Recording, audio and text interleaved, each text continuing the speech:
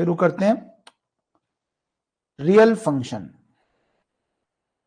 So guys यहां पे हम फंक्शंस के नाम पे आपको पूरे चैप्टर में मतलब पूरी कैलकुलस में घुमाएंगे। ठीक है, फंक्शन तो है ही है, मतलब उसमें एओडी भी आ जाएगा और डेफिनेट भी आ जाएगा, क्योंकि वो तो हम पढ़ चुके हैं। तो पिछले जो भी टॉपिक पढ़ चुके हैं वो आ जाएंगे। हो सकता है कुछ ऐसा भी आ जाए जो पढ़ तो पूरा ही रखा है, ये तो रिवाइज ही कर रहे हैं ना, तो कुछ भी आ सकता है फंक्शन के नाम पे। शुरू करते हैं। पहला क्वेश्चन, एक पॉलिनोमियल फंक्शन दिया हुआ है विद नॉन नेगेटिव कोफिशिएंट्स, यानी कि उसके कोफिशिएंट्स नॉन नेगेटिव यानी जीरो हो सकता है या फिर positive. Satisfy this equation, f of fx is equal to this and f0 is 0। ठीक है, यहां पे सबसे पहली बात नोटिस करने की, एक पॉलिनोमियल दी हुई। जब भी आपको पॉलिनोमियल दी हो सबसे पहले डिसाइड करना है कि उसकी डिग्री क्या होगी। तो नोटिस करो, अगर fx एक पॉलिनोमियल डिग्री n की है, let's say degree of polynomial fx is n,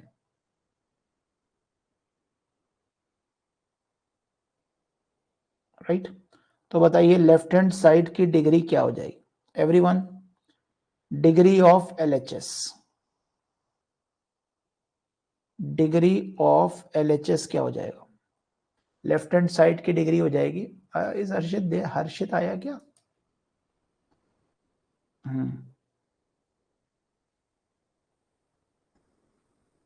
ठीक है। सो इसकी डिग्री कितनी हो जाएगी? डिग्री ऑफ LHS बेटा हो जाएगी n स्क्वायर, और डिग्री ऑफ RHS हो जाएगी, नोटिस करो, एक जब आप फंक्शन का इंटीग्रेशन करते हो तो डिग्री बढ़ जाती, और बाहर एक x लिखा हुआ है तो n+2 हो जाएगी, इसीलिए n square is equal to n+2। इससे दो आंसर आ गए, एक -1 और एक 2। -1 किसी की भी डिग्री हो नहीं सकती, रिजेक्टेड, इसीलिए डिग्री इज 2। तो पता चल गया कि ये क्वाड्रेटिक होना चाहिए, यानी fx मस्ट बी क्वाड्रेटिक। और एक और बात पता चल गई कि इसका c नहीं हो सकता, क्योंकि f0 0 दिया हुआ है, इसका मतलब इसका क्या, कांस्टेंट इसमें होगा ही नहीं, c इसका 0 होगा। तो कितनी आसानी से हमें फंक्शन पता लग गया, राइट।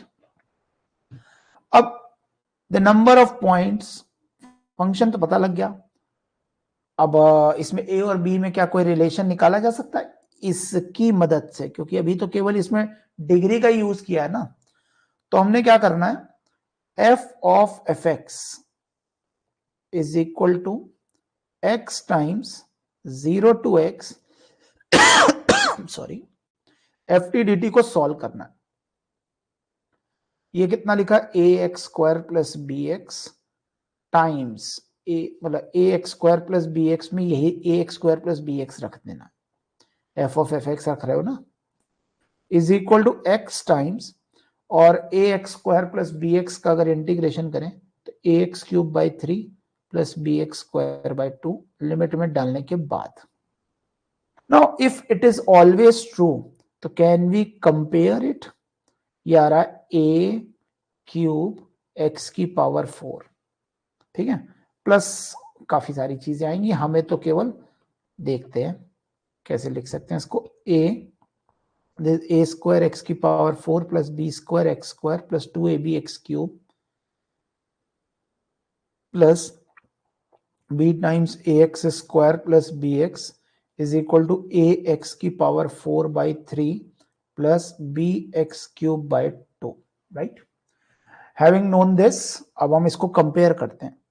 a क्यूब की वैल्यू x की पावर 4 a बाई 3 के बराबर है, याद रहे ABC शुरू में ही दे दिया गया था, ABCD ऑल आर, मतलब ABC all are non negative numbers, coefficients, non negative coefficients.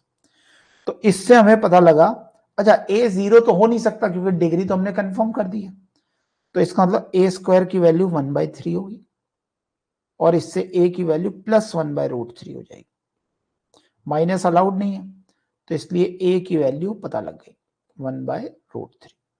दूसरा देखते हैं, यहाँ पे एक्स स्क्वायर आ रहा है, एक्स क्यूब का कोफिशिएंट देखते हैं। यहाँ पे यहाँ एक्स क्यूब का कोफिशिएंट अगर देखें 2ab 2a² b और उधर आ रहा है b/2। नेचुरल सी बात है, a की वैल्यू लिखते ही b 0 आ रहा है, और होना भी चाहिए क्योंकि आगे के सारे जीरो ही तो आने हैं कोफिशिएंट। तो इससे फंक्शन पता लग गया, fx इक्वल टू x²/√3। अब तो क्या बिग डील है यार, x²/√, पीछे चलते हैं, x²/√3 ये एक फंक्शन है, तो उसका मॉड ऑफ fx भी वही हो जाएगा।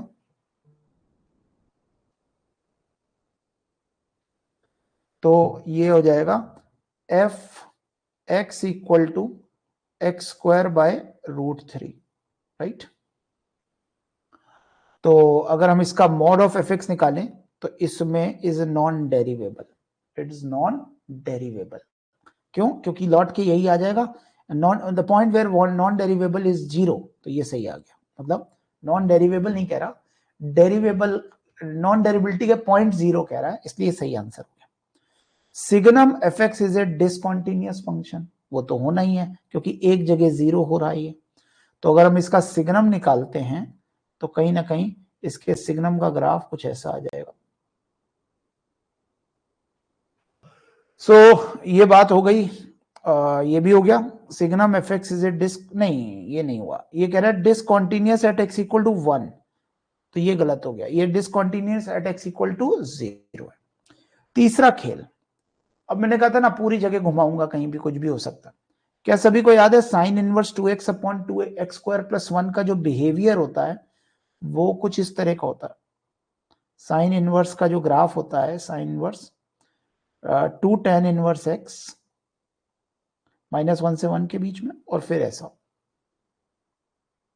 यहाँ पे ये 2 tan इनवर्स x, और ये होता है पाई -2 tan इनवर्स x, और ऐसे ही वो भी -पाई -2 tan इनवर्स x, राइट। लेकिन हमें किस पॉइंट पे बात करनी है? हमें बात करनी है x इक्वल टू √3 पे। ये पॉइंट होता है 1, एम आई राइट? तो √3 पे ये मतलब वैल्यू की होगी पाई -2 tan इनवर्स x, ठीक है। तो वो कह रहा है रिलेटिव डेरिवेटिव निकालना आपको, derivative of fx with respect to this, यानी fx with respect to gx। तो अगर मैं df/dg लिखूं, df था ये 2x/√3 इसका डेरिवेटिव आ रहा, और dg/dx लिखूं तो ये आ रहा था पाई -2 tan इनवर्स x का, यानी -2/1 + x²। Everyone knows this? हाँ नित्य, वो करेक्ट कर दिया मैंने, x इक्वल टू 1 पे डिसकंटिन्यूटी नहीं है, इसलिए वो गलत कर दिया, शायद आपने बाद में लिखा है ना। तो 2x/√3, 2 से 2 कटा, ये 1 + x² ऊपर गया, बिल्कुल सही। और अब यहाँ पे हमें किसकी वैल्यू निकालनी है? √3 पे वैल्यू निकालनी है। तो √3 पे कट गया मामला, और ये आ गया माइनस, यहाँ माइनस था ना, -4। चेक करो क्या ये -4 दे रखा है? यस, तो सी भी सही हो गया। And what about D? D भी देख लेते हैं। यहाँ पे अगर आप fx रखोगे, limit x tending to 0 plus, तो क्या √3 fx हो जाएगा x²/x⁻x। आप सभी को मालूम होना चाहिए x⁻x का ग्राफ जैसे नाइके का सिंबल होता है ना, कुछ इस तरह का, है ना। ये x⁻x का ग्राफ है, 0 पे वैल्यू किसको टेंड करती है? 0 पे ये 1 को टेंड करती है, ये शायद 1/e होता है, ठीक है जी। तो बताइए इसकी वैल्यू क्या 1 आ जाएगी? तो ये दे क्या रखी? हाँ 1 ही दे रखी, तो डी भी सही होगा। क्या सभी को ये क्वेश्चन समझ में आ गया? पहला question, right. So question number 2 की ओर बढ़ते हैं, क्वेश्चन नंबर 2 की ओर बढ़ते हैं। क्वेश्चन 2 में कहा गया है fx is a continuous function defined for every x belongs to R for any real number a and b such that a less than b, fx satisfied। देखो भाई, a greater than b होने पे fa greater than fb है, तो ये एक strictly increasing function, strictly decreasing function है, reverse हो रही है ना, this is strictly decreasing function. क्या स्ट्रिक्टली डिक्रीजिंग फंक्शन का डेरिवेटिव कहीं जीरो हो सकता है? ये कह रहे हैं 2 पे इसका डेरिवेटिव जीरो हो रहा है। अरे भाई हो सकता है ना, कहाँ दिक्कत है? 2 पे डेरिवेटिव, जैसे एक्स क्यूब का ग्राफ होता है या x माइनस 2 के होल क्यूब का ग्राफ होता है, देखो 2 पे डेरिवेटिव इसका जीरो हो रहा है, फिर भी ये इंक्रीजिंग फंक्शन तो है ही है ना, स्ट्रिक्टली इंक्रीजिंग है। अच्छा, डेरिवेटिव कह रहे एग्जिस्ट करता है और नेगेटिव होता है, तो हमने दिखा दिया नहीं, डेरिवेटिव जीरो भी होता है। अब इनफैक्ट डेरिवेटिव डिफाइन ना भी हो तो भी चलता है, क्यों? क्योंकि मान लो x माइनस 2 की पावर 1/3 ले लेते हैं, x माइनस 2 की पावर 1/3, x माइनस 2 की पावर, तो ये 0.2 होना चाहिए ना, क्या ये 0.2 ले लें? तो x माइनस 2 की पावर 1/3 पे चेक करो, क्या ये डेरिवेटिव इनफाइनाइट हो रहा है? यानी इधर भी ये कर्व टच करके जा रहा है, इधर भी कर्व टच करके जा रहा है। तो यानी ये हमने दो तरह से ध्वस्त कर दी ये बात, कि ये बात हमेशा सही नहीं। और एक बात कॉन्फिडेंस रखना अपने ऊपर, कि जो आपको ये केसेस मालूम है ना, जैसे केमिस्ट्री में आते हैं ना एक्सेप्शन वाले केस, तो मैथ्स के ये वो चीजें हैं जो आपको लगेगा यार कहीं ऐसा तो नहीं वो ये सोच ही नहीं पा रहे हो, ऐसा नहीं है, वो सोच पा रहे, तुमको सोचना है, ठीक है। There is always only one real root of fx equal to 0. Increasing function में क्या एग्जैक्टली एक रूट होना जरूरी है या एटलीस्ट एक रूट होना जरूरी? अब देखो कॉन्टिन्यूअस फंक्शन है, over x belongs to R, तो कोई जरूरी तो है नहीं कि फंक्शन कुछ इस तरह का ही होता, ई की पावर माइनस एक्स भी तो हो सकता, ई की पावर माइनस एक्स का तो एक भी रूट नहीं होता, डिक्रीजिंग भी है। चलो सारी बातें फिट करके देखते हैं। fx is a continuous function for every x belongs to r, real number a less than b, decreasing भी है, then there is always one real root। बिल्कुल गलत, जरूरी नहीं है कि इसका रूट हो ही हो, ठीक है। ये ऊपर से शुरू होकर ऊपर ही खत्म हो सकता है, या ऐसा हो सकता था नीचे शुरू होकर नीचे ही खत्म हो जाता हूं, ठीक है जी। तो इसका मतलब बी ऑप्शन भी गलत हो गया। Okay, now what is the C option? Is there is always only one root. अब यहाँ पे बहुत सारे लोग सोच सकते हैं कि ये फंक्शन है और ये डिक्रीजिंग है, तो अगर आप f ऑफ 1 माइनस एक्स लेते हो तो वो इंक्रीजिंग फंक्शन आ जाएगा, श्योर है। इंक्रीजिंग और डिक्रीजिंग मतलब पहले गो में आप क्या सोचोगे, एक इंक्रीजिंग एक डिक्रीजिंग फंक्शन है, एक इंक्रीजिंग फंक्शन है, तो क्या वो श्योरली काटेगा ही? ऐसा भी तो हो सकता है। तो बताओ ये आंसर ठीक है या नहीं है? ये आंसर ठीक है या नहीं है? ये आंसर ठीक है, क्योंकि इसमें एक कॉमन पॉइंट हमें दिख रहा है, हाफ।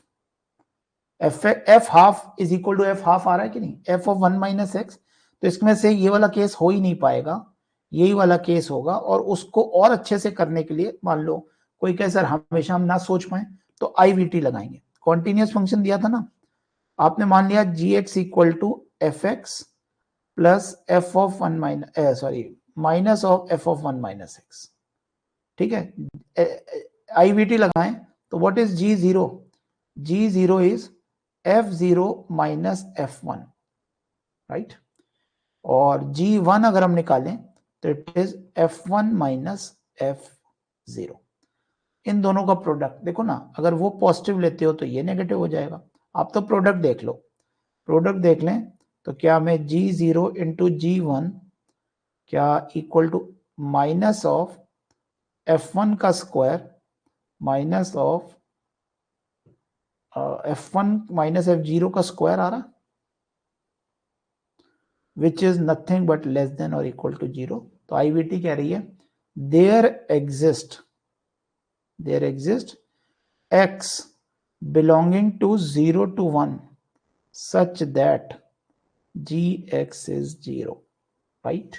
और आप क्लोज्ड इंटरवल लगा लो क्योंकि इक्वालिटी चल रही है।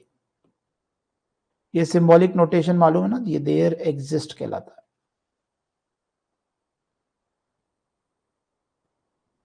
ठीक है।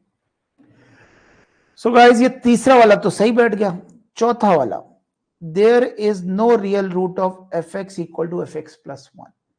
एक डिक्रीजिंग फंक्शन को अगर शिफ्ट कर दें तो क्या वो कभी काटेगा? मतलब अगर हम जी एक्स ग्राफ और जी एक्स प्लस 1 ग्राफ लें तो ये दोनों शिफ्टिंग हो रही है। इसका मतलब कभी भी अगर कोई ये ग्राफ था डिक्रीजिंग ग्राफ है ना, ऐसे, तो आप इसके हर पॉइंट को 1 से इधर की ओर शिफ्ट कर देंगे, लेफ्ट शिफ्ट कर देंगे ना हर पॉइंट को। क्यों? तो ये कभी क्या एक दूसरे को काटेंगे क्या?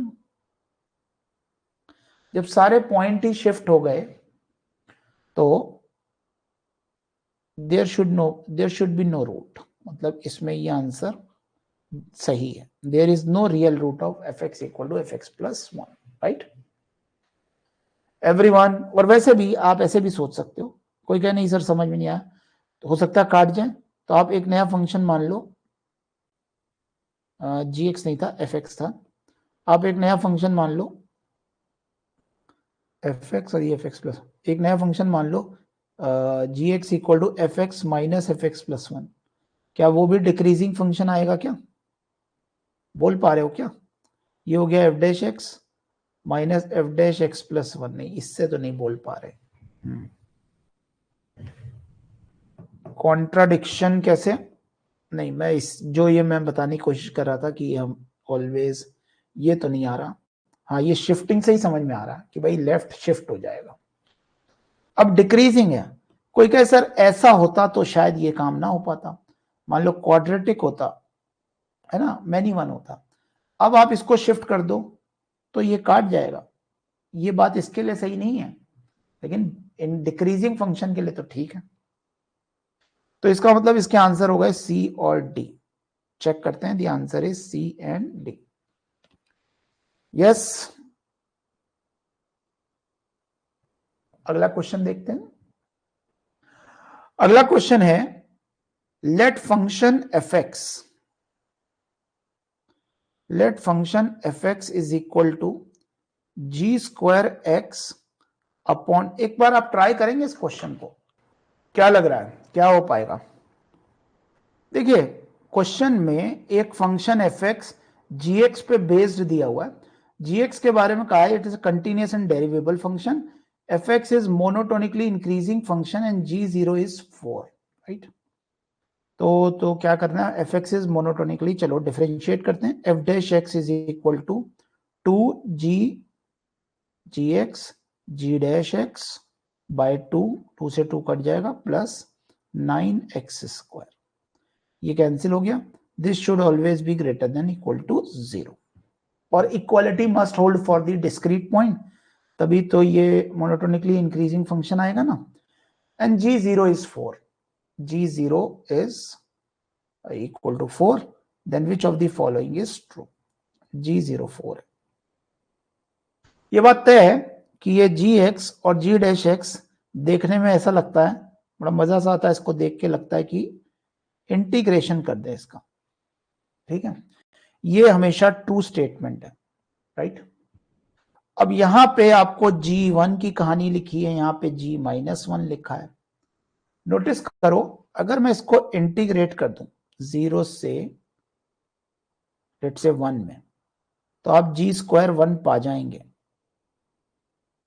अगर ये फंक्शन फॉलो कर रहा है इस इनइक्वालिटी को, तो इसका इंटीग्रेशन भी इसी इनइक्वालिटी को फॉलो करेगा। ये बात आप सभी को पता होनी चाहिए।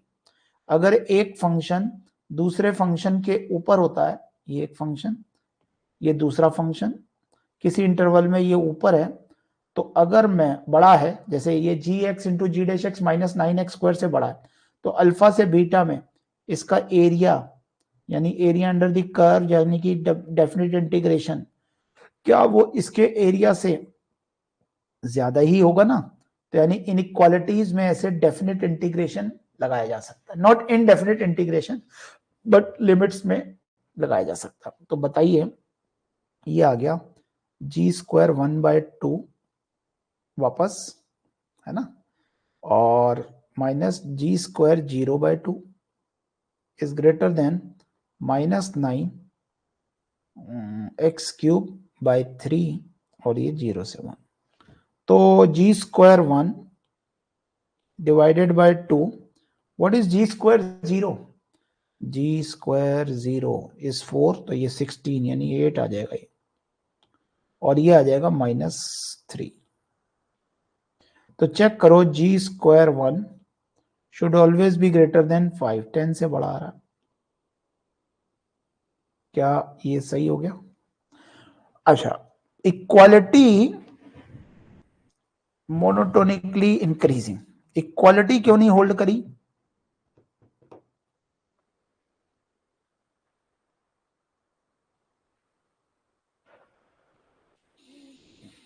क्योंकि वो हमेशा इंक्रीज कर रहा है फंक्शन, मतलब ये हमेशा ग्रेटर देन 0 होगा। इक्वल टू 0 तो हो सकता है केवल और केवल एक पॉइंट पे हो ना, बट जब इंटीग्रेशन करोगे तो इक्वालिटी तो हटेगी हटेगी। भाई ये जो फंक्शंस हैं हो सकता है एक पॉइंट पे बराबर हुए, बट जब when you go along with the area तो सारे पॉइंट्स पे बराबर थोड़ी होंगे फंक्शंस, ठीक है। आई होप ये बात समझ में आ गई, ठीक है, ठीक है। तो बताइए अब ये वाला कैसे करें? हमें लग रहा है कि ये वाला भी ऐसे ही हो जाएगा, ये इससे आ गया था, अब ये देख के बताओ कैसे आएगा। क्या सेम 0 से -1 इंटीग्रेट करते या -1 से 0 इंटीग्रेट कर देते? इस बार gx इंटू जी डैश एक्स है, dx -1 से 0 इंटीग्रेट कर देना, और ये है -9x² -1 से 0 इंटीग्रेट कर देना, तो ये तो 3 आने वाला, ठीक है, x³/3 माइनस माइनस प्लस हो जाएगा, और ये आ जाएगा g² 0/2 minus g² -1/2, right. So when we solve it, ये आ रहा 16 माइनस g² -1 ग्रेटर देन 6, तो g² -1 is less then 10, less than 10, less than 10 कहां से? ये ऐड होना चाहिए, एक बार इंटीग्रेशन देखो, मैंने कुछ गड़बड़ की इंटीग्रेशन में, ये -x, अच्छा 0 से -1 लगाना है तो वो माइनस बना रहेगा, और ये आ जाएगा 22, इस बार ऐड हो जाएगा। ये समझ में आया, ये आंसर आ जाएगा, माइनस बाहर है तो 9x³ लिमिट लगाओगे आप -1 से 0, तो वो तो प्लस में ही आ जाएगा ना, ठीक है।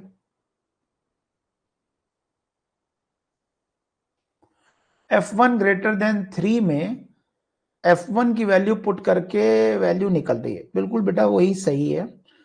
5 और 5/2 आपको मूर्ख बनाने के लिए लिखा गया, कहीं भी 5 से रिलेटेड कोई बात दी नहीं गई है ना, तो आप 1, बल्कि 1 भी नहीं दी गई है, आपको और अच्छे से बता दूं कि ये नित्या 0 से ही आ जाएगा।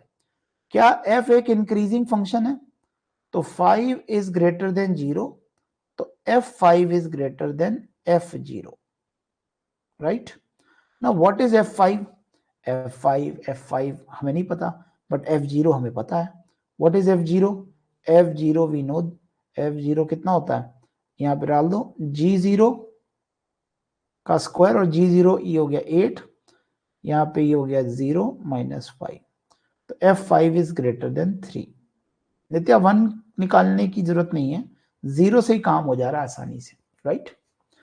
अब बताओ, अब जो बात हमने 5 के लिए बोली है, क्या वो बात हम सेम 5/2 के लिए भी बोल सकते हैं? हाँ बोल सकते हैं, क्योंकि हमने यहाँ पे ये गैप रखा था ना, 5 इज ग्रेटर देन 0, तो अब हम 5/2 ग्रेटर देन 0 बोल करके शुरू कर सकते हैं। तो ये श्योर रिजल्ट आ रहा है, लेकिन ये रिजल्ट नहीं आ रहा, ये रिजल्ट आ रहा है, ये रिजल्ट आ रहा है। तो कौन कौन से आंसर हो गए? ए, बी एंड डी, राइट। अच्छा, ऑप्शन ए के लिए आप कह रहे हो कि 1 डाल दिया, 1 डाल दिया, और फिर F0 की वैल्यू कहां दी हुई है बेटा? आपने 1 डाला, F1 की वैल्यू आपने क्या ली नित्या? F1 is greater then 3, F1 is greater then 3 बोल दिया आपने। क्यों? क्योंकि जी स्क्वायर 1। अच्छा, यहां से इन्होंने क्या किया, F1 निकाला, F1 आ गया, जी स्क्वायर 1 आ गया था 10 से बड़ा, तो ये आ जाएगा 10 से बड़ा, तो ये आ जाएगा 5 से बड़ा, यानी F1 should be greater than 5 plus 3 minus 5। हाँ ठीक है, अगर F1 ही 3 से बड़ा या आ रहा है तो F5 भी आएगा ही आएगा। हाँ बेटा, कर सकते हैं, बिल्कुल सही, बिल्कुल सही, ये भी हम अप्रोच लगा सकते हैं। F1 की वैल्यू यहां से ग्रेटर देन इक्वल टू 3 आ गई है, तो देखिए इन्होंने डायरेक्ट यहाँ पे x की वैल्यू 1 डाल के, तो ये था ही ऐसा क्वेश्चन कि इसमें हमें वैल्यू डाल के करना था। अगले क्वेश्चन की ओर बढ़ते हैं। अगला क्वेश्चन है question number 4। If lambda and mu denotes the number of points of discontinuity and non-derivability of the function, basically इस तरह का क्वेश्चन इजी सा है, तो हम ग्राफ बना के करेंगे। तो सबसे पहले fractional part of x square का ग्राफ बनाते हैं। हम सभी को पता होना चाहिए, किसी के भी फ्रैक्शनल या जीआईएफ का ग्राफ बनाना है तो उसके इंटीजर होने वाली बात देखनी होती, यानी ये इंटीजर्स हम देख पा रहे हैं कि ये इंटीजर्स कब हो रहे हैं, राइट। तो लेट अस चेक कि ये इंटीजर्स कब हो रहे हैं। ये इंटीजर्स आउटपुट वैल्यू, ये 1, ये 2, 3 ऐसे चलेगा ना, तो ये एक बार √1 पे, एक बार √2 पे, ऐसे √3 √4 इस पे चलेगा। हमें क्वेश्चन में 0 से π/2 लेना है, और अगर हम ध्यान से देखें π/2 होता है 1.57, जो कि √3 से छोटा हो जाता, बट √2 से बड़ा होता, तो हमें बहुत दूर तक नहीं जाना, √2 के बाद हमें। अच्छा, अब इसके जीआईएफ का ग्राफ बनाएं 0 से π/2 में, तो इसके 0 का ग्राफ ये हो गया ऐसा, फिर ये कुछ इस तरह का, कैसे टूट टूट के नीचे आता जाता। और अगर हम तीसरा देखें √2 से, अब हमें जाना है केवल π/2 तक, राइट। हमें यहाँ π/2 तक ही लेना है ग्राफ, तो पूरा नहीं जा पाएगा, ये यहां से शुरू होगा और यहाँ पे ऐसे खत्म हो जाएगा। π/2 पे स्क्वायर क्या होता है, π/2 यानी 1.57 का स्क्वायर कुछ 2.25, 0.25 तक ही जा पाएगा, 1 तक नहीं जा पाएगा, ठीक है। अब ये ग्राफ हमने किसका बना दिया, fractional part of x square का, ग्रीन वाला, राइट। और cos x का ग्राफ बनाएं। cos x का जो ग्राफ होता है, कहीं ना कहीं ये 1 से 0 पे 1, और ये π/2 से होके जाता है ऐसे, राइट। कुछ इस तरह का ग्राफ बना, लेकिन हमें इसका मिनिमा लेना है, मिनिमा, राइट। तो नोटिस करो, मिनिमम लेना है, मिनिमम का मतलब है नीचे वाला पोर्शन, यहां ये ऐसे रहेगा, फिर ये यहाँ पे इन दोनों में जो नीचे है वो, अच्छा ये हो गया, फिर ये यहाँ पे इतना छोटा सा ये यही रहेगा, और कैविटी यहाँ पे लग जाएगी, यहाँ पे फिर डॉट आ जाए, फिर ये ऐसे जाएगा, फिर नीचे की ओर जाएगा, फिर यहाँ टूटेगा, फिर यहाँ कैविटी लग जाएगी, और फिर ऐसे ऊपर जाएगा, और ये फिर नीचे जाएगा। क्या ये येलो वाला ग्राफ आपको दिख रहा है? येलो वाले ग्राफ में कितने पॉइंट ऑफ डिसकॉन्टिन्यूटीज आ रहे हैं? कुछ अगर अलग कलर से मैं बनाऊं तो आपको ये पहला ये देखा नहीं, ये तो ब्लू सेम ही कलर हो गया, रेडी ले लेते हैं। ये दिखा पहले, फिर नीचे चला गया ये, तो यानी पहले पॉइंट ऑफ डिसकॉन्टिन्यूटी, ये कैविटी दिखी, फिर ये गया, फिर ये नीचे चला गया, फिर कैविटी दिखी और फिर ये। तो बताइए लैम्डा नंबर ऑफ डिसकॉन्टिन्यूटीज कितनी आ रही हैं? 2, एक कैविटी दो कैविटी, राइट। और म्यू नंबर ऑफ नॉन डिफरेंशियबिलिटीज कितनी आ रही हैं? 1 2, दो जो कॉन्टिन्यूटी डिसकॉन्टिन्यूटी हैं वो तो है ही है, 1 2 3 4 5, ये सब लोग एग्री कर रहे हैं। तो lambda plus mu must be 7। क्या क्वेश्चन फंक्शन के ग्राफ से ही हो गया ना? तो कहीं ना कहीं क्वेश्चन जरूर डिफरेंशियबिलिटी और डिसकंटिन्यू, सबको मालूम है शार्प कॉर्नर हो तो पॉइंट ऑफ नॉन डिफरेंशियबिलिटी होता है, ठीक है, और ग्राफ टूटा हुआ हो तो पॉइंट डिसकंटिन्यूटी का पॉइंट होता है। So the answer is 7 I suppose. हाँ ये 7 दिया हुआ है। क्या सभी को क्लियर हो गई ये बात? ये ग्राफ भी ऐसा ही कुछ दिया है थोड़ा सा ना, जैसा हमने बनाया था। ओके, अभी बड़ा शानदार क्वेश्चन है, ठीक है। If A cubic function, if a cubic function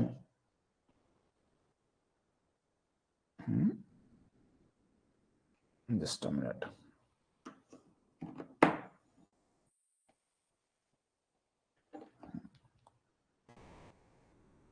question तो अच्छा है लेकिन लेट अस चेक कि यार पेंसिल क्यों नहीं चल रही।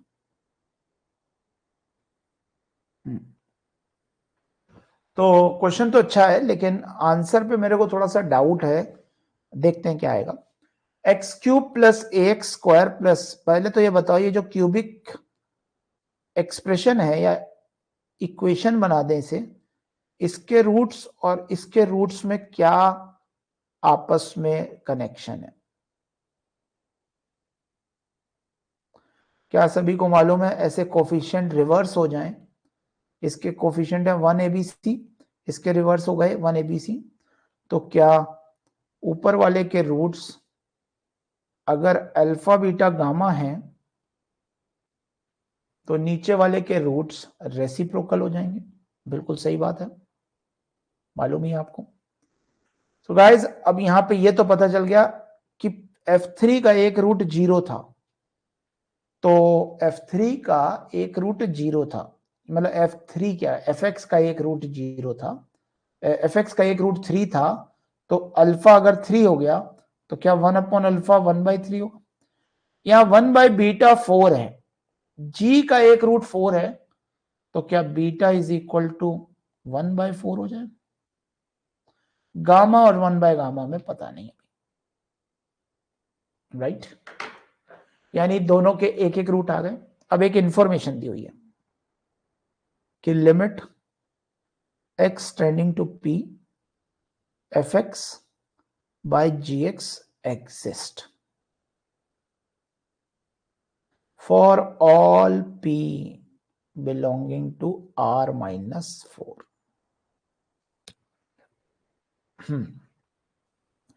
ये तभी एग्जिस्ट कर सकती है, इसके गहराई में उतरते हैं। देखिए इसमें लीडिंग कोफिशिएंट 1 है ना, fx में लीडिंग कोफिशिएंट क्या है? 1 है, तो हम बोलेंगे कि इसके रूट्स हैं x माइनस एक्स, fx के रूट्स हैं 3, x माइनस 1/4 और समथिंग x माइनस गामा। इधर इसका लीडिंग कोफिशिएंट c है, तो बाहर c लिख लेते हैं, c टाइम्स x माइनस इसका रूट हो गया 1/3, इसका रूट हो गया x माइनस 4 और इसका रूट हो गया x माइनस 1/गामा। वो कह रहे हैं वो जो p है बस वो 4 नहीं हो सकता, यानी ये जो आपने मना करना है कि x के लिए 4 मत लेना, बाकी कुछ भी ले सकते हो। अरे बाकी कुछ भी ले सकते हो तो फिर ये 1/3 कैसे सेटल होगा, 1 ये कैसे सेटल होगा? ये ऐसे सेटल होगा कि लिमिट एग्जिस्ट करती है तभी जब 0/0 फॉर्म आ जाती है। तो अगर इसे सेटल करना है तो ऊपर एक 1/3 वाला फैक्टर आना चाहिए, तो यानी गामा की वैल्यू 1/3, तो 1/गामा की वैल्यू 3, तो ये आपस में ही सेटल हो जाएंगे, कट जाएंगे। नहीं समझ में? तभी एग्जिस्ट कर सकती है, नहीं तो फिर एग्जिस्ट नहीं करेगी, राइट। तो ये लिमिट देने का सेंस केवल इतना था कि भैया लिमिट्स मतलब वो रूट्स आपस में क्या है, गामा हो गया 1/3 और 1/गामा हो गया 3, यानी कि दो रूट्स कॉमन हैं। चमक गया, कितनी छुपा के इंफॉर्मेशन दी उन्होंने। अब आपको क्या पता करना है, अब आपको पता करना है क्वेश्चन क्या है, लिमिट x टेंडिंग टू क्या लिखा है, x tending to -1 fx plus G X, जोड़ दो fx प्लस जी एक्स, या अपॉन में x प्लस 1 लेना ना, तो देखना ध्यान से, x plus 1, what is fx, fx लिख लेते हैं x minus 3, x minus 1/3, x minus 4, fx में 1/4 आ रहा, ठीक है, plus c times x minus 3, x minus 1/3, x minus 4, इसकी लिमिट एग्जिस्ट करनी चाहिए सबसे पहली बात, तो उससे c की वैल्यू निकल जाएगी और फिर लिमिट क्या आएगी वो, ध्यान से देखो, x माइनस 3 और x माइनस 1/3 तो कॉमन हो जाएगा। तो अगर मैं बोलूं, इसका आंसर एक बार चेक करना पड़ेगा कि सही आ रहा है या नहीं, limit x tending to -1 x minus 3 x minus 1/3 और ये बचा x minus 1/4 plus C X minus 4c, ये x प्लस 1 से कट जाना चाहिए, मतलब actually x equal to 0/0 form बननी चाहिए ना, तो इसका मतलब ऊपर x की वैल्यू -1 रखने से 0 आना चाहिए, तो c की वैल्यू निकल आएगी कि नहीं, तो बताओ व्हाट इज c, c की वैल्यू निकालने के लिए -1 रख देते हैं, -1 -1/4 माइनस x नहीं माइनस c,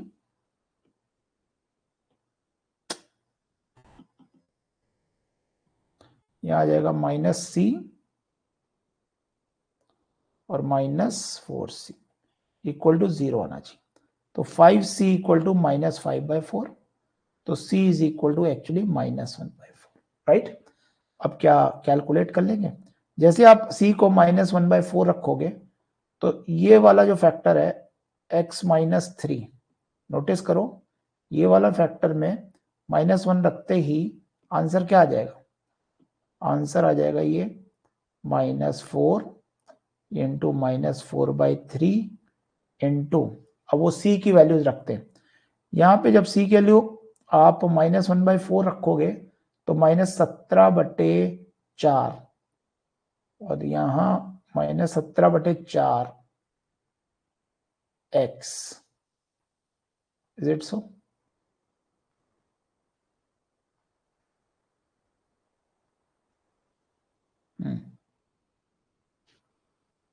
नहीं कुछ गड़बड़ हो गई, ये आ रहा था c x माइनस 4c, उधर आ रहा है x माइनस 1/4, तो अगर मैं x की वैल्यू -1 रखता हूं तो -5c इज इक्वल टू -5/4, तो c इक्वल टू, अच्छा -5c इक्वल टू -5/4, तो c इक्वल टू +1/4 आ रहा, am I right, c is positive, ठीक है। तो अब आप बताओ 1/4 डालने पर, 1/4 डालने पर c की वैल्यू, तो 1/4 डालने पर c की वैल्यू 1/4 डालने पर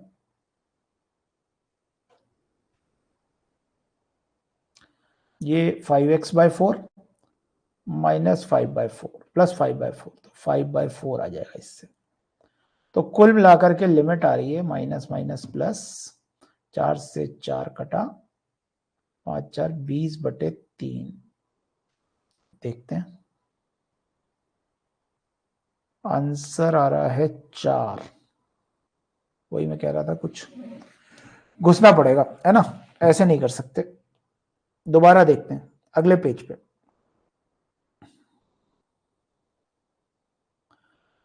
क्वेश्चन में घुसना पड़ेगा, क्वेश्चन में हमारे पास लिखा हुआ था लिमिट x टेंडिंग टू -1, ठीक है, ये x माइनस 3, हाँ एक बार दोबारा देख लेते हैं, x माइनस 1/3, ये आ गया x माइनस 1/4 और ये आ गया plus c times x minus 4, ये श्योर है कि ये x+1 इसी से कैंसिल हो रहा होगा, तभी तो फाइनाइट लिमिट आएगी।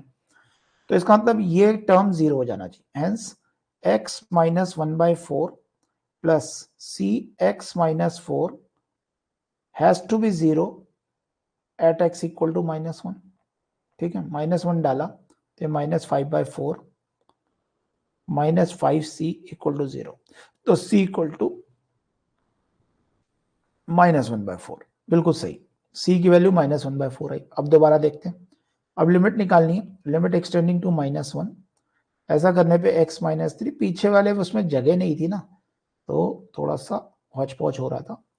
अब आपने c की वैल्यू जैसे ही -1/4 रखी यहाँ, तो ये 3x/4 आ गया।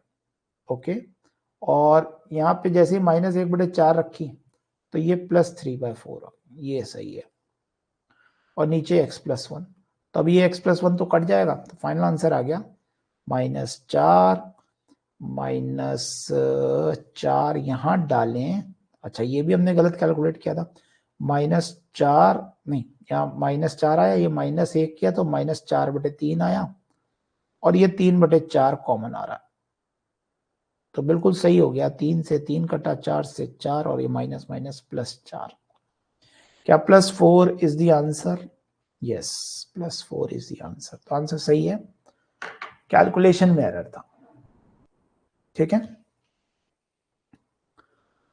या फिर पूरा पॉलिनोमियल निकाल के भी खेल सकते हो। क्यों? पॉलिनोमियल पता लग गया था ना, रूट्स ही पता लग गए। एक गलती और होती है यहाँ पे, जैसे मैंने तो बिना गलती किए यहाँ c लिख लिया था, लीडिंग कोफिशिएंट c होगा। क्या यहाँ सबको मालूम है ना, यहाँ पे लीडिंग कोफिशिएंट 1 था, तो सीधे फैक्टर्स आ जाते हैं, x - alpha, x - beta, x - gamma 1 के साथ। लेकिन यहाँ पे c कॉमन लेना पड़ता है, x - 1/अल्फा, x - 1/बीटा, x - 1/गामा। Is it so? पता है सभी को? क्वेश्चन नंबर 6 की ओर बढ़ते हैं। The function is surjective but not injective. Surjective मतलब ऑन टू, नॉट इंजेक्टिव मतलब मैनी वन। तो अपने को many one onto function निकालना। जितने भी 4th डिग्री के एक्सप्रेशंस होंगे, देखो यहाँ पे 4 डिग्री का एक्सप्रेशन है, वो ऊपर से आता है, हो सकता है लहरा गए ऊपर चला जाए, बट ये कभी भी R to R में सर्जेक्टिव तो नहीं हो सकता। क्यों? अगर मान लो काट के भी जा रहा है तो भी सर्जेक्टिव तो नहीं हो सकता, इसकी रेंज -∞ से इन्फिनिटी तो नहीं आ सकती। यानी कि 4th degree, quadratic, even degree का कोई भी होगा, क्या ये ऑप्शन ए नॉट सर्जेक्टिव है? तो आपको तो सर्जेक्टिव लेना ना, तो ये तो सर्जेक्टिव हो नहीं सकता, मतलब ऑन टू हो ही नहीं सकता। एक क्यूबिक फंक्शन जितने भी होते हैं वो हमेशा लीडिंग कोफिशिएंट पॉजिटिव है, तो ऐसे आएगा ऐसे चला जाए, हो सकता है ऐसे ना जाके ऐसे चला जाए। ठीक है, तो वो निर्भर करता है कि उसके डेरिवेटिव की वैल्यू क्या। तो अगर मैं इसमें f' लिखूं, तो ये आ रहा है 3x² + 1, तो ये ग्राफ 1 1 होगा। ये कैसा होगा? 1 1 हो जाएगा, यानी ये भी गलत हो गया क्योंकि वो मैनी वन चाहते हैं। ठीक है, इसके डेरिवेटिव की बात देखते हैं। इसका डेरिवेटिव आ रहा है f' equal to 3x² + 4x - 1। अब ये क्वाड्रेटिक आ गई। क्वाड्रेटिक का मतलब अब ये कहीं ऑलवेज पॉजिटिव थोड़ी है, इसके रूट्स आ रहे हैं कि नहीं आ रहे हैं? बिल्कुल डी नेगेटिव, डी पॉजिटिव आ रहा है, इसका डी पॉजिटिव आ रहा है, इसलिए इसके रूट्स होंगे, इसका मतलब इसके फैक्टर बनेंगे। 3 times x - alpha, x - beta, वहां पे डेरिवेटिव 0 होगा, तो क्या यही सिचुएशन बनेगी अल्फा और बीटा वाली?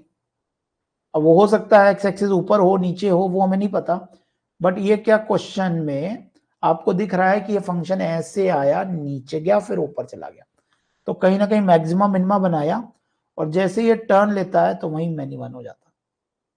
हॉरिजॉन्टल लाइन टेस्ट, क्या ये मैनी वन ऑन टू हो गया? तो ये तो आंसर हो ही गया, डी आंसर सही है।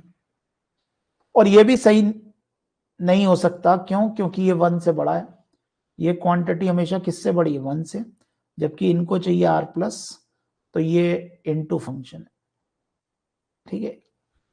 और वैसे मैनी वन तो है, बट इनटू है। मैनी वन क्यों है? क्योंकि even functions are all many one functions, right. I hope ये बात क्लियर हो गई। तो इसका केवल और केवल कौन सा आंसर सही है? ठीक है। हरित कहां से टपक गया? हरित था शुरू से, ये बाद में आया नालायक, है ना। ठीक। सो क्वेश्चन 6 के बाद क्वेश्चन 7 की बात करते हैं।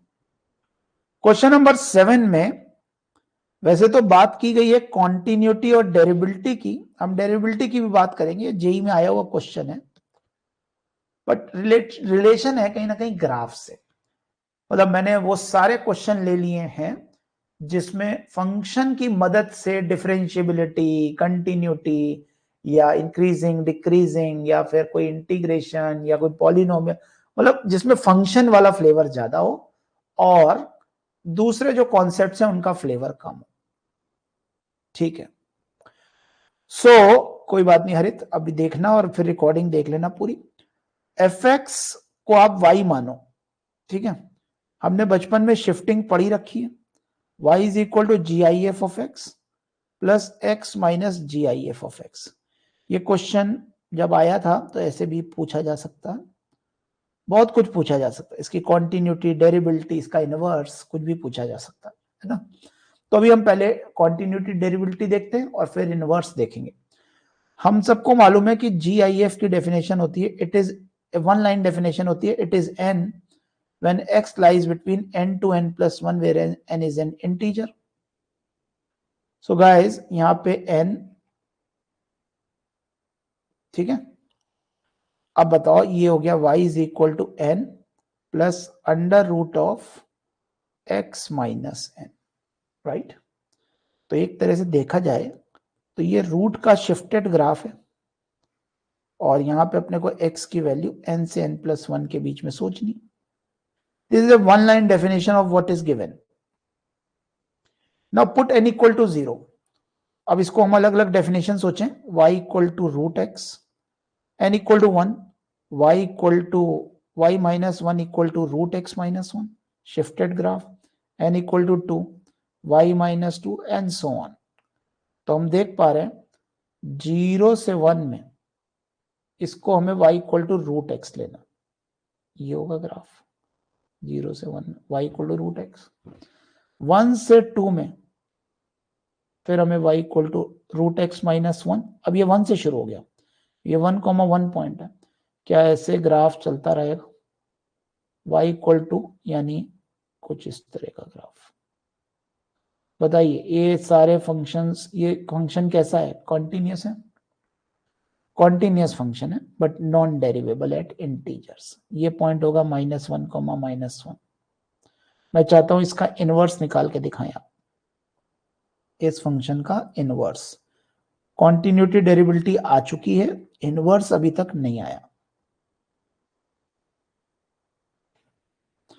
ठीक। ऑब्वियसली हमें दिख रहा है कि ये ग्राफ ऐसा होगा। अगर कोई नहीं भी करना चाहे, ग्राफ से ही करना चाहे, तो बताओ y minus N equal to root X minus N का, नेक्स्ट पेज पे चलते हैं। अगर हम इसी को पकड़ लें कि y minus N equal to root X minus N, जब x lies between n to n plus 1 है, तो भैया y भी तो lies between n to n plus 1 ही था। चेक कर लो, ग्राफ से पता लग रहा है। इनवर्स निकालने के लिए क्या x की जगह y और y की जगह x रख देते हैं, तो x minus N equal to Y minus N. Continuous होने के साथ साथ ये 1 ऑन टू भी तो था, 1 and onto, bijective function भी था, इन्वर्टिबल भी था। तो इसका मतलब हम इसमें स्क्वायर कर दें, x माइनस एन का whole square equal to Y minus n, तो y equal to n plus x minus N का whole square. Precisely we can write g I F of x plus x minus ji i, n की जगह जी I F डाल सकते हो, क्योंकि x और y यहां भी इंटरचेंज हुए होंगे तो कोई फर्क ही नहीं पड़ा होगा। तो यानी इसका इनवर्स फंक्शन होता है GIF of x plus fractional part of x का स्क्वायर। किसका? वर्सेस ये दोनों आपस में एक दूसरे के इनवर्स फंक्शन है। GIF of x plus under root of fractional part of x। याद रहेगा?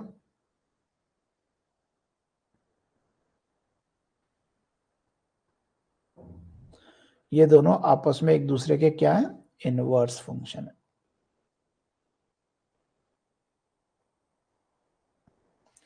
यस, आगे बढ़ते हैं। अगला क्वेश्चन, चलिए क्वेश्चन नंबर 8 करके दिखाइए। क्वेश्चन नंबर 8 में बड़ा अच्छा क्वेश्चन है। Range of this function is -4 to 3, find the value of. इसकी रेंज दे दी गई। क्वाड्रेटिक बाय क्वाड्रेटिक की रेंज निकालना हमें आता है R2R में। क्वाड्रेटिक बाय क्वाड्रेटिक की रेंज हमें निकालना आता है या नहीं? बिल्कुल, क्रॉस मल्टीप्लाई करके d greater than equal to 0 ही तो करना होता है। तो एक्स स्क्वायर के साथ आ रहा है y-3 plus minus mx plus y-n। पूरा सॉल्व कर दें तो ये एक x की क्वाड्रेटिक है। y की कोई भी वैल्यू लो, x तो रियल ही होंगे, यानी इसके रूट्स रियल होंगे। लेकिन इसको क्वाड्रेटिक बोलते तब है जब हम पहले यहां बोलते हैं दो case, roots are real for sure, लेकिन अगर ये क्वाड्रेटिक है तो मान लो पहले डाल दिया हमने y की वैल्यू 3 हो सकती है क्या? वो कह ही रहे हैं नहीं यार y की वैल्यू 3 नहीं हो सकती, तो परेशान क्यों होना, छोड़ दो इसको। जब रेंज तो हमें पहले से ही मालूम है y की वैल्यू 3 नहीं है, तो इसका मतलब इसके रूट्स रियल है, तो इसका क्या d ग्रेटर देन और इक्वल टू 0 लिखा जाएगा। d, what is d? It is m square -4 y-3 y-n greater than equal to 0। अब मैं बस ये जानना चाहता हूं इससे m और n की वैल्यू कैसे निकले, हमें रेंज मालूम है। एनीवन? रेंज मालूम है तो m और n की वैल्यू कैसे निकले?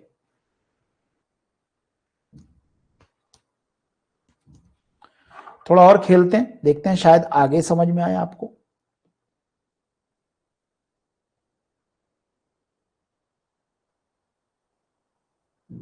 ठीक है, सो अगर इसमें थोड़ा सा और सिंप्लीफाई करें तो ये हमें दिख रहा है m square -4 y square -3 plus n times y plus 3n greater than और इक्वल टू 0, राइट। और अच्छे से करें तो 4y square is a negative quantity, plus plus y के साथ आ रहा है -4 3 प्लस एन वाई -12n, तो plus 12n minus M square less than equal to 0। ये सबको समझ में आ गया? क्या किया? माइनस का मल्टीप्लाई, बिल्कुल। अब अगर ये एक्सप्रेशन देखो 4 लीडिंग कोफिशिएंट है तो 4 बाहर लिख दो। अगर उससे ये रेंज लानी है तो ये expression y plus 4 into Y -3 में कन्वर्ट होना चाहिए, ठीक है। और y की वैल्यू 3 मना कर रखी है तो वो हट जाएंगे।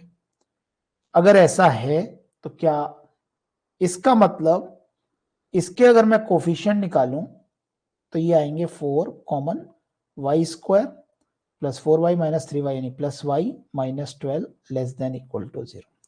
और अगर मैं इसे सॉल्व करूं तो इसमें से 4 कॉमन ले लो। किसमें से? अगर मैं इसे सॉल्व करूं तो इसमें से 4 कॉमन ले लो। 4 कॉमन ले लें तो ब्रैकेट बच रहा Y square minus n plus 3 times Y plus 4 common ले लिया 3n minus M square by 4 less than equal to 0। अब बिल्कुल सीधे सीधे वैल्यूज इक्वेट करा लो, तो दोनों को आपने सेम बना दिया। What is n plus 3? It is -1। What is 3n minus M square by 4? It is -12, ठीक है जी। तो n की वैल्यू आ गई 4 -4 n की वैल्यू कैलकुलेट करने पे आ गई -4, और यहां से अगर m²/4 निकाला जाए तो कितना आ रहा है, 12 + 12, 0 आ रहा है क्या, m 0 है।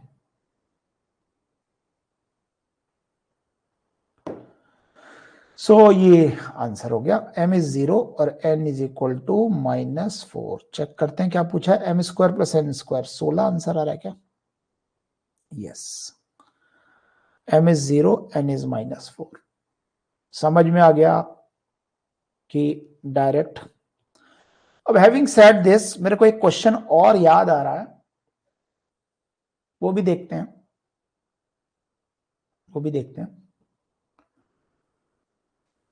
एक क्वेश्चन मेरे को ध्यान आ रहा है,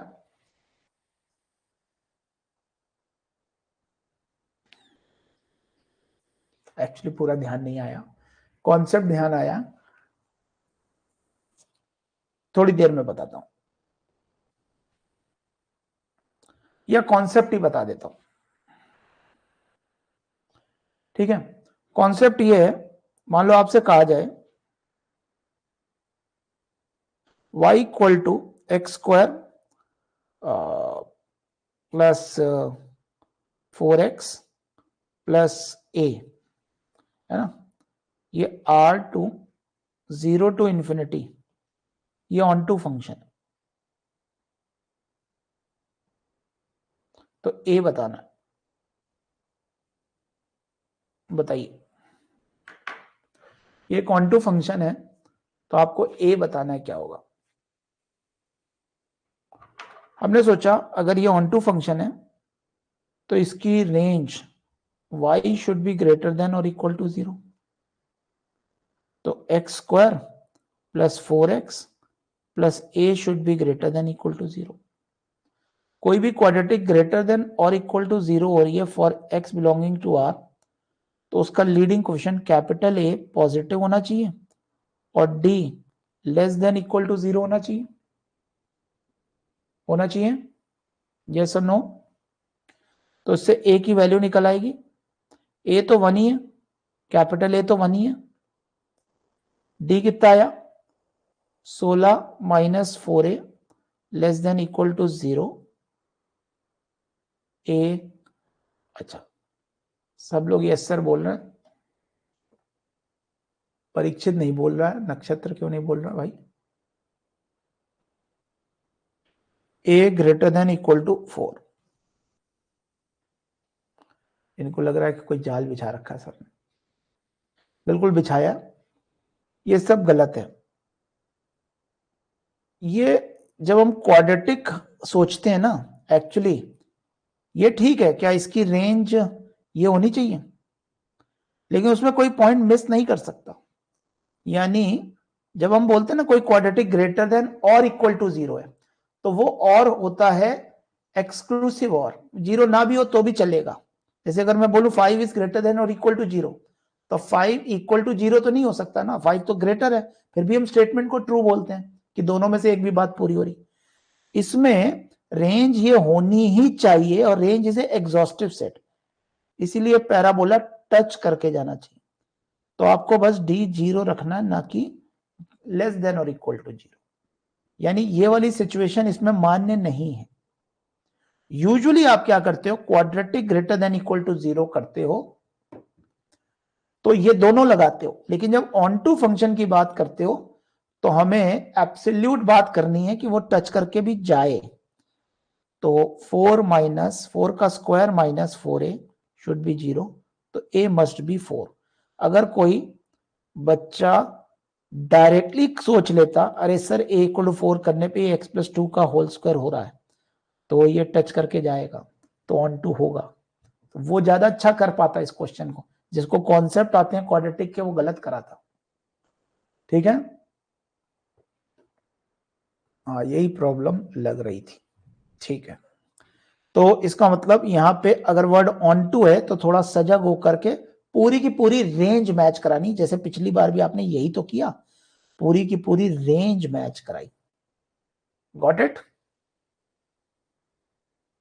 चलिए अगले प्रश्न की ओर बढ़ते हैं।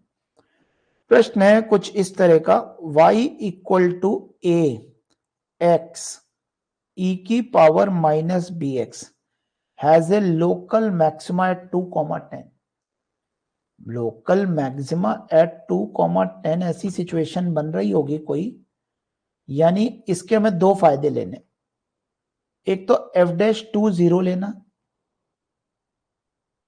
और f2 10 लेना। क्या दो वैल्यूज निकल आएंगी ए और बी? यानी f2 पहले देखते हैं। f2 आपके हिसाब से आ रहा है 2a e की पावर माइनस 2b, कितना आ रहा है? 10। अब f' निकालें तो a e की पावर माइनस बी एक्स फिर plus a x into minus b e की पावर माइनस बी एक्स। इसमें अगर f'2 डाल दें, यानी a e की पावर माइनस 2b प्लस 2 डाल दें तो माइनस 2ab ई की power minus 2b has to be 0। E की पावर माइनस 2b तो ब्रैकेट के बाहर आ गया, a भी ब्रैकेट के बाहर आ गया और ब्रैकेट में बचा 1 माइनस 2b। अब अगर a ही 0 हो जाता तो ये 0 फंक्शन हो जाएगा, कुछ बचेगा ही नहीं। इसका मतलब है कि b की वैल्यू निकल आई, b की वैल्यू हाफ आ गई। तो फंक्शन में मैक्सिमा मिनिमा में वैल्यू अगर दी हुई है, कोऑर्डिनेट्स दिए हुए हैं, तो इसका ये हम यूज कर सकते हैं। अब तो नो बिग डील। b अगर आ गया तो इससे a आ जाएगा, b को रख देते हैं 2a e की पावर माइनस 1 इक्वल टू 10। तो what is a is 5e, right. a भी आ गया, b आ गया, निकालना क्या है? be बाय a, b यानी हाफ, e यानी ये बाय a, यानी what is the answer? 1/10 I suppose. be by a 0.10, right. Easy था। जल्दी आगे बढ़ते हैं। ये वाला क्वेश्चन करके दिखाइए। ये वाला क्वेश्चन आपको करना, एक डिफरेंशिएट, दो तरीके से क्वेश्चन किया जा सकता है ना। f" नेगेटिव दिया हुआ है, लेट fx बी, चलो पहले टाइम दे देता हूं, कर लो। f" नेगेटिव यानी कॉनकेव डाउन ग्राफ है।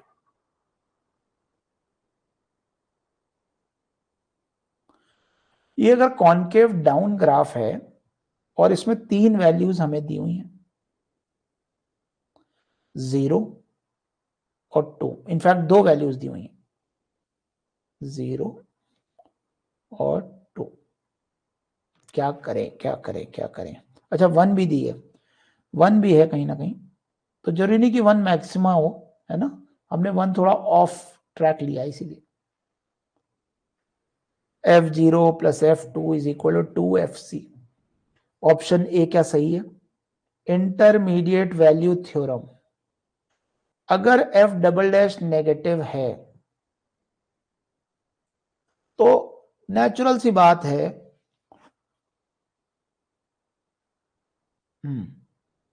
कंटिन्यूस, चूंकि डिफरेंशिएबल है तो कंटिन्यूस तो होगा ही होगा।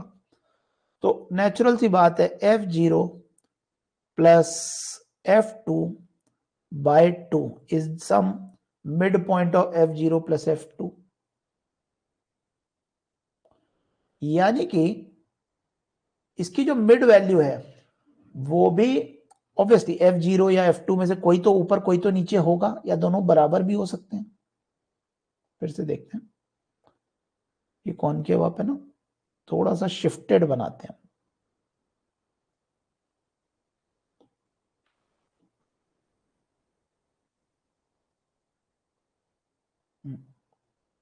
मान लो ये ग्राफ है ना, ये पॉइंट हमने ले लिया 2। तो आप ये बताओ, ये वैल्यू हो गई, ये y एक्सिस हो गई, ये f0 वैल्यू हो गई, ये कहीं ना कहीं वैल्यू हो गई f2। तो f0 plus f2 by 2 that means mid value यानी इंटरमीडिएट वैल्यू, वो किसी ना किसी c के लिए तो होगी ही होगी। तो यानी is equal to F C. ठीक है, जस्टिफाइड। और वो सी 0 से 2 के बीच में बिलोंग करता है, इसी को तो हम आईवीटी कहते हैं। नेक्स्ट, अच्छा सी वाला भी सही है। सी वाला कैसे निकला, ये दो तरीके से कर सकते हैं। पहला तरीका, F1 minus F0 divided by 1 minus 0, ये स्लोप किसी एफ डैश सी वन के, मतलब एलएमवीटी लगा दी, ये एफ डैश सी वन हो गया। वो सी वन दिख रहा है हमें कि ये होगा, राइट, ये पॉइंट सी वन होगा। ऐसे ही F2 minus F1 divided by 2 minus 1, ये कुछ एफ डैश सी टू होगा। तो नोटिस करें, इसको ज्वाइन करें तो ये पॉइंट हो गया एफ डैश सी टू, है ना, ये पॉइंट।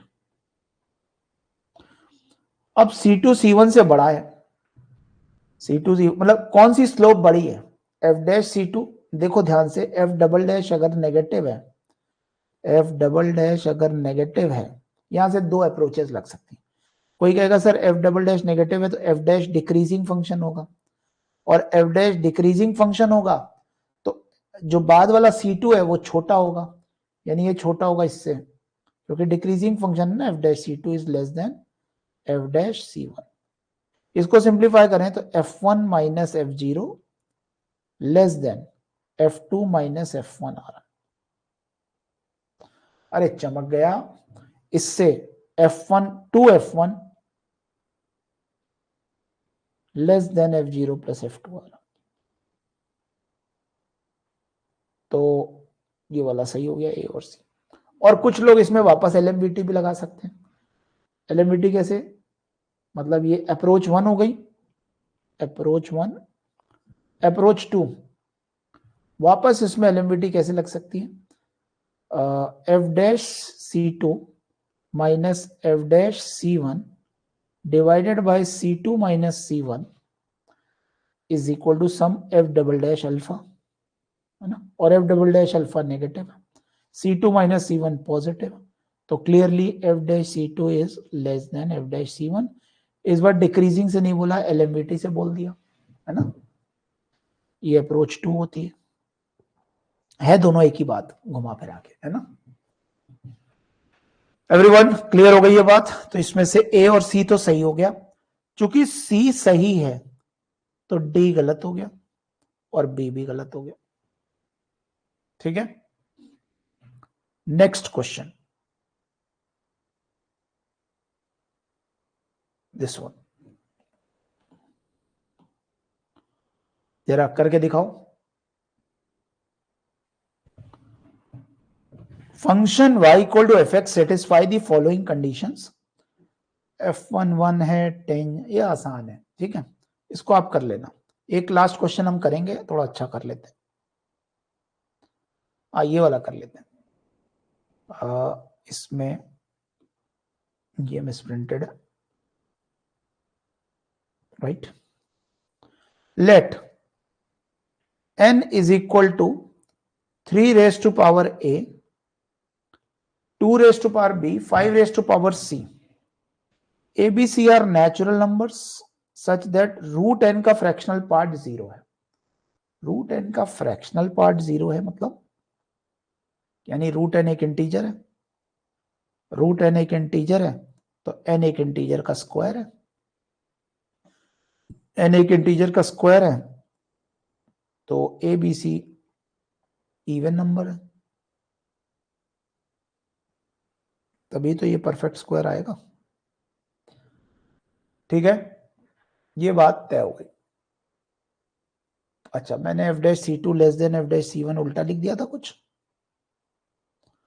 अच्छा, इसका आंसर चेक कर लेते हैं। इसका आंसर ए और डी आ रहा है, सही कह रहा है, उल्टा लिख दिया था कुछ।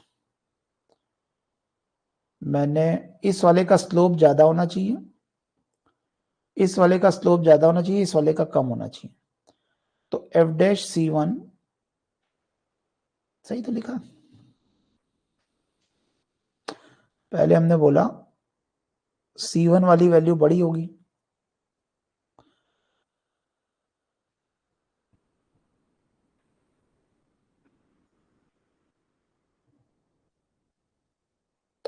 ये पिछले वाले क्वेश्चन की बात कर रहे हैं कुछ, इसमें नीचे उल्टा लिख दिया क्या? नहीं, इसमें आंसर तो ए और डी दे रखा है ना, F0 plus F2 less than 2F1, ये देखो, तो हमारा गलत आया क्या?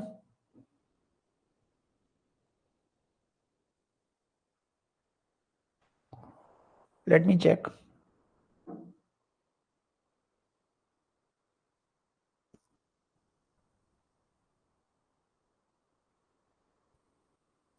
हाँ, ये इसमें कुछ गड़बड़ कर दी, F'(C2) की वजह से ये 2-1 आना चाहिए। हाँ सही कह रहे हैं, यहां गड़बड़ कर दी, ये F2 माइनस F1 आना चाहिए और ये F1 माइनस F0 होना चाहिए, यही कह रहा था शायद बालक, उलट पुलट हो गया। चलो, क्वेश्चन का कॉन्सेप्ट तो समझ में आ गया, और ये अब मैंने सही भी कर दिया, 2F1। इसमें बेटा डी सही है, नॉट सी, ठीक है। और इसी तरह यहाँ पे F'(C2) लेस देन F'(C1), इससे भी वही आंसर आ जाएगा, ठीक। चलो, अब अगला क्वेश्चन, ये लास्ट क्वेश्चन, इसमें देखते हैं, करके दिखाओ। x³ minus px² plus qx minus 8, ABC even number है, यहां तक तो हम पहुंच गए थे। fx एक क्यूबिक फंक्शन है और वो इन्वर्टिबल भी है, तो इसका मतलब fx जो कि एक क्यूबिक फंक्शन है और इन्वर्टिबल भी है, तो और उसके रूट हैज रूट्स एबीसी, और वो एबीसी उसके रूट्स हैं। अरे यार, ये तो बहुत ही आसान हो गया, A B C even integer है और product of A B C क्या आ रहा है, तो बहुत ही नकली हो गया। तो अरे तीनों 2 ही होंगे, इवन नंबर लेने हैं, प्रोडक्ट ऑफ रूट, यानी ये और कुछ नहीं, x माइनस 2 का होल, इसमें फंक्शन कुछ नहीं कर रहा है ना। अब ये भी हो जाएगा आगे, मेन कॉन्सेप्ट यही था। हाँ, मतलब ये फंक्शन अगर आ गया तो p और q आ जाएंगे, फिर इनवर्स लेना इज नो बिग डील। इसका इनवर्स क्या होगा, y equal to x minus 2 का होल क्यूब का इनवर्स। अच्छा, एक रिलेशन आपको डेफिनेट इंटीग्रेशन का तो आता ही होगा, a to b fx dx plus fa to fb f inverse x dx is equal to b fb minus a fa। अब तो ये बहुत बार ऐसे क्वेश्चंस आ चुके हैं, ठीक है, जेई में भी आ चुका है, तो अब ये प्रॉपर्टी तो ऐसे समझ लो जेई मेन लायक हो गई है ना। So guys, with this word बात यहीं खत्म करते हैं।